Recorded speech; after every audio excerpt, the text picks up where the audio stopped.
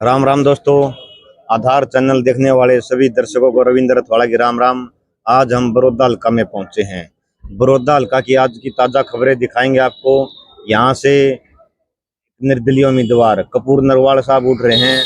उनकी क्या पोजीशन है, उन्होंने क्या क्या काम कर रखे हैं, पहले भी उन्होंने फार्म भरे थे, उनके बारे में भाई साहब से बात करेंगे। राम राम जी। राम राम जी। आधार चैनल पे आपका स्वागत है। आपका भी धन्यवाद। आपके चैनल को राम राम, और जो आपके चैनल के दर्शकों को, देखने वालों को भी मेरी हाथ जोड़ के राम राम। भाई ऐसे है, डॉक्टर साहब बहुत ही साफ छवि के हैं, और जो इनके पिताजी थे स्वर्गीय डॉक्टर साहब धर्मचंद जी, उन्होंने पूरे हल्के की और गोहाना तहसील की बहुत अच्छी सेवा की है।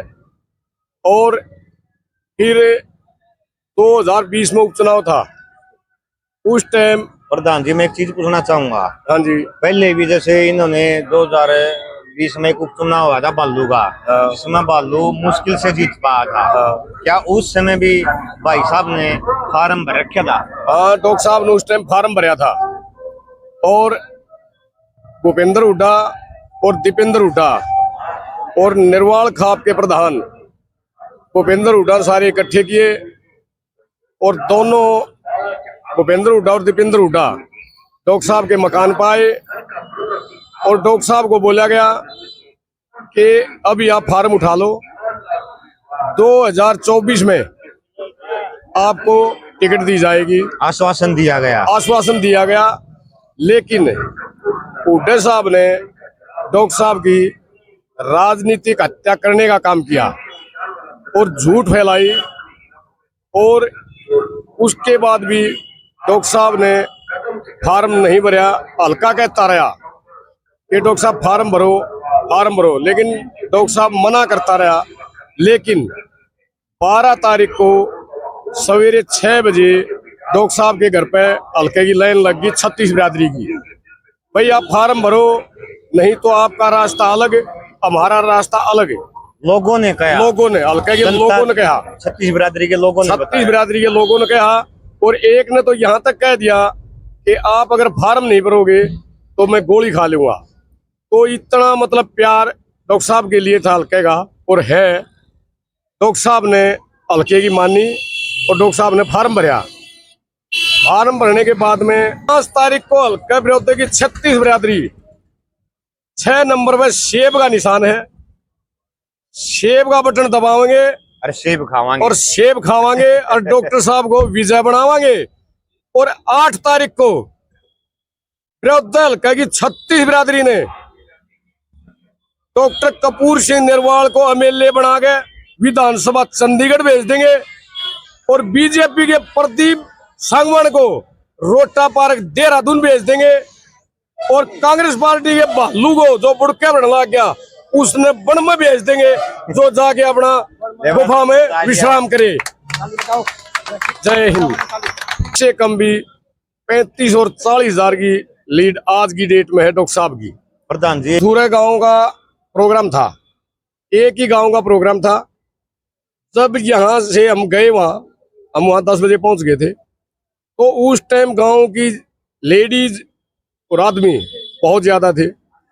लेकिन फिर हमने एक चक्कर लगाया तो 800 साढ़े 800 ट्रैक्टर, जो कि पहला ट्रैक्टर यहाँ दफ्तर के पास खड़ा था, जिसके अंदर ये कंबाइन, जेसीबी और 800 साढ़े 800 ट्रैक्टर, आखिरी ट्रैक्टर कथूरा के पास था। इतनी लंबी लाइन थी, लोगों का बहुत प्यार है, बहुत ज्यादा। और फिर मोटरसाइकिल भी बहुत ज्यादा थी। और पूछना चाहेंगे जी, भालू सौदा के है, जब पहले आश्वासन भी दिया गया, ये सौदा के आ गया है।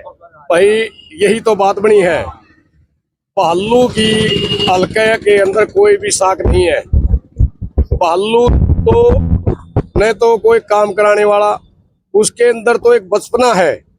उसने ये नहीं पता कि एमएलए होता क्या है। ये तो भालू नहीं आलू है। और फिर ये बोल देता है, उसने क्या किया, अभी 2 दिन पहले दीपेंद्र आया था, 2 दिन पहले बोल दिया कि भाई अभी तो मेरा भाई आ जाएगा, और जो ये विरोधी हल्के के चुटरू मुटरू है, ये सारे गेल हो लेंगे। मतलब जो हमारे दादा हैं, ताऊ हैं, चाचा हैं, माता हैं, ताई हैं, भालू ने हल्के को चुटरू मुटरू बना दिया, ऐसे बोलता है। उस प्रोग्राम में मैं भी था जी। हाँ उसमें दीपेंद्र हुड्डा ने उसकी गदा दे दी, गदा न्यू घुमाई थी। हाँ, ये कारण था उन्हें गदा घुमान का। उसने कुछ नहीं घुमाई, जिसमें मैं हो जाती है ना, और मैं और ऐमान ज्यादा ठीक नहीं होता। इसलिए भालू का चम्मन गांव में कोई भी वजूद नहीं है। अभी मैं एक और बताऊंगा आपने, एक यहाँ हरी प्लेस में कोई एक जेई है मनरेगा का, उसने गाड़ियां भेज गए और जो मनरेगा में काम करते हैं उनको यहाँ इकट्ठा कर लिया। और जब यहाँ वो आदमी लेडीज आए, आगे बैठा मिला भालू, और भालू को फिर लेडीज ने और जेंट्सों ने गालियां भी दी हैं। और वहां से फिर उठ के डॉक्टर कपूर निर्वाल के दफ्तर में आकर उन्होंने खाना भी खाया है। तो भालू ये काम करता है। और जब इलेक्शन कमीशन के अंडर में चार्ज आ जाता है तो कर्मचारी तो कोई ऐसा काम ही नहीं कर सकता, वो भी अपनी नौकरी खोने के चक्कर में है। कम से कम तू कर्मचारी है, इलेक्शन कमीशन के अंडर में सभी कुछ आ गया है और आप ऐसा काम कर रहे हो। मैं आपके चैनल से वो भाई को भी कहना चाहता हूँ कि भाई इलेक्शन में बच के रहना, नहीं तो नौकरी साहब हो जाएगी, घर बिठा देगी सरकार। अरे बीजेपी का प्रत्याशी कौन है जिसका की जनाधार मान रहे हो आप? बीजेपी का प्रत्याशी स्वर्गीय किशन सिंह सांगवान का बेटा है प्रदीप सांगवान। सांगवान जो उनके पिताजी थे किशन सिंह सांगवान, वो अच्छे आदमी थे, लेकिन उनके पिताजी के बाद में प्रदीप सांगवान सोनीपत जाके बैठ गए और हल्के में कभी सुख में दुख में कभी भी नहीं आए। तो अभी लोग पूछते हैं भाई किसका लड़का है ये, भाई सांगवान का। भैया तो कभी देखा है कौन, तो उसका भी कोई वजूद नहीं है। आपके डॉक्टर साहब में कोई कमी नहीं है, इनके पिताजी ने 70 साल सेवा की है। और कोई भी आ जाता, कोई बीमार आ जाता, पैसे मांगता ही नहीं था डॉक्टर साहब, कहता जी पैसे नहीं है मेरे पास, भाई फेर दे दिए। भाई जब फेर भी नहीं है तो भाई टाल कर दिए। और हमारे पंडित जियों के और बीसी के 9 गांव हैं, 9 गांव में एक आधी पर्ची साइड में जा सकती है, नहीं तो टोटली पर्ची डॉक्टर कपूर निर्वाल के साथ है। ले भाई प्रधान जी ने बहुत बड़ा दावा बोल दिया है, दोनों पार्टियां की, कांग्रेस की बीजेपी की जमानत जब्त। एक तरफा माहौल बताने लग रहे हैं प्रधान जी। अरे डॉक्टर ने खूब सेवा करी है, लोगों की सेवा भी करी है, बिना पैसे इलाज भी कराया है। भाई साहब